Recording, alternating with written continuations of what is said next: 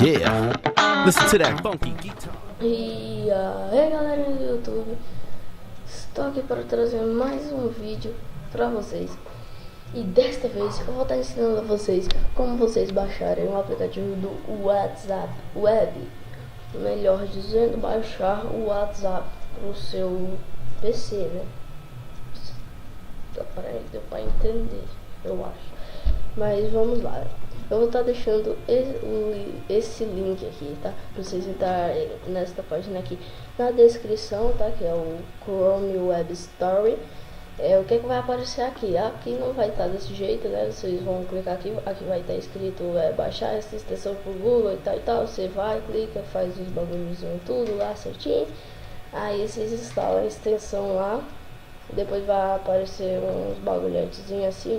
Aí vai abrir uma nova guia com os bagulhos de apps aqui, ó. Vou até clicar pra vocês verem. Depois disso vocês já podem até fechar aqui.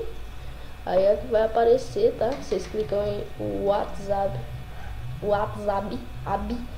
aí vai abrir uma abinha com os negócios do WhatsApp. Eu não vou olhar porque senão vocês vão ver minha conversa e vai foder o bagulho.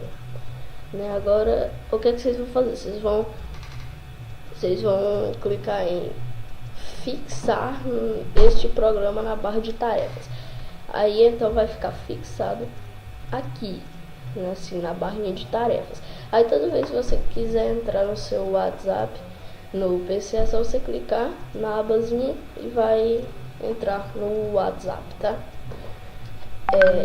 Esse é um jeito bem fácil até, né? Mas é isso. Se você gostou, deixa o teu like, deixa o teu favorito. Se inscreve no canal se não for inscrito e valeu.